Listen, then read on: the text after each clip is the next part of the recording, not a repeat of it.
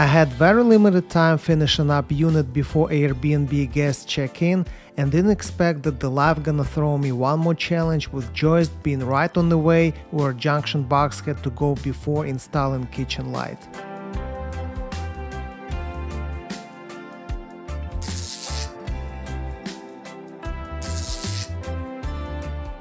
Seriously, I had couple of hours left and there is no way I had a time to mess with the joist and look for any other way to get it done, as well as I couldn't move it farther from the joist because it was exactly the spot for the light, centered with the window.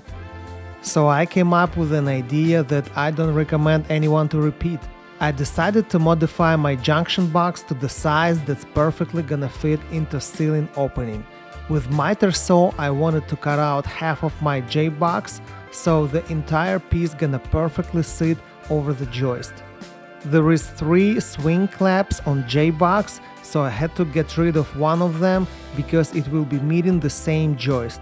Just with 2 swing clamps, I plan to be successful on securing the piece. So I cut the part of the J-box I planned with miter saw.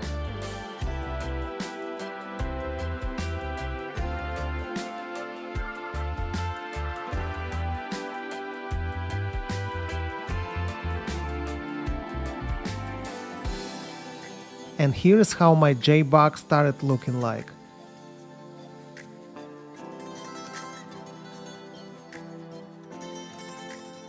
Unfortunately, it wasn't enough, so I cut extra with oscillating saw, or how we call it, multi-purpose saw.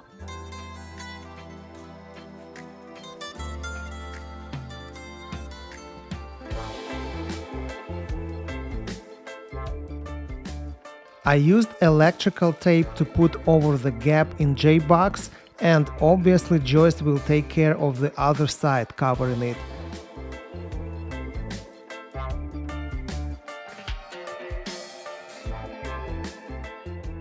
The new piece did fit perfectly. Main job is done.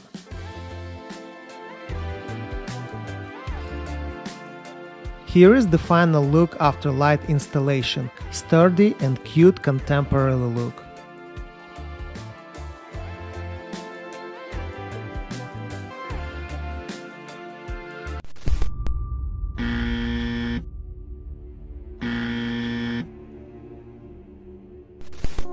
Well, I knew that's not the best way to do the job, but after a couple of months I ran into a post on Facebook in handyman group with almost the same execution of what I have done. And people went furious on it.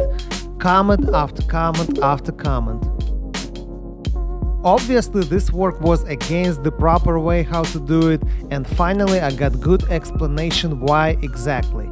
Even with trying to make it insulated with electrical tape, apparently it wouldn't help because the fire would just melt it up. The electrical box is designed that the fire goes out with lack of oxygen, giving the breaker time to trip. Also, in unfortunate case of fire, if insurance company finds the box that was cut open in their investigation, it would give them a good excuse to deny a claim. And here is the piece I'm gonna use to do the job correctly. It's a Pancake J-Box, named like that because it looks like pancake. Remove one knockout where you're gonna be having electrical wire going through.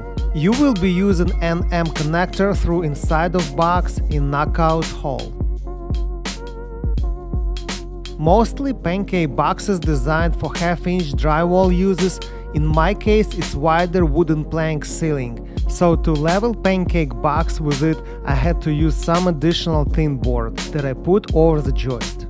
Next is running wire through connector in knockout hole and installing the pan box.